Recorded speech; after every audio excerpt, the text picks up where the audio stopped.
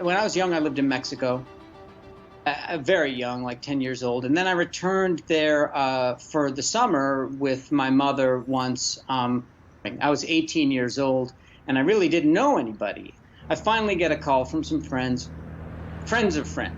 These guys pick me up, and they're in a 1970 Jeep Wagoneer, big old machine. It immediately becomes clear that they've been drinking because they say, hey, help yourself to a beer. And I look in the back of the Wagoneer, and there's all these empties rolling around, and couldn't find a seatbelt. And I just said, all right, fuck it. I opened a beer. Then we were driving down a major street in a city called Cuernavaca. It had a cement divider between the two sides. And the driver, for shits and giggles, decided to pop onto the wrong direction and drive until there was another opening. So we were driving against traffic in the wrong side, and no cars, we didn't get in an accident. So that was the first near miss, but I don't count that.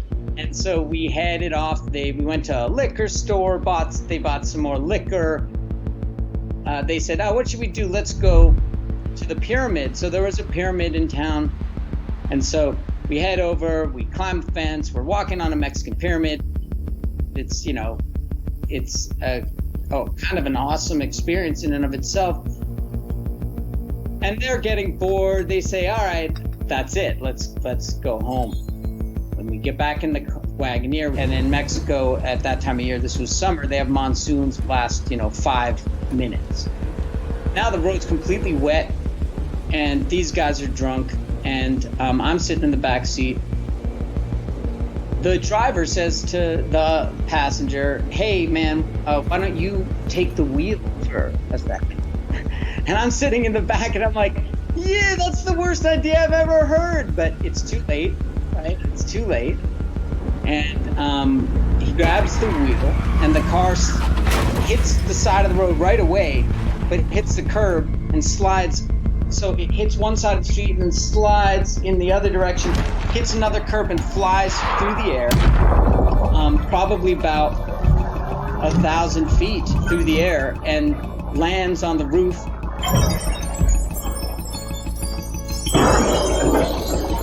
All the windows shattered, and I broke ribs because I took the impact of the roof, and gasoline started pouring out of the car, and I got the wind knocked out of me.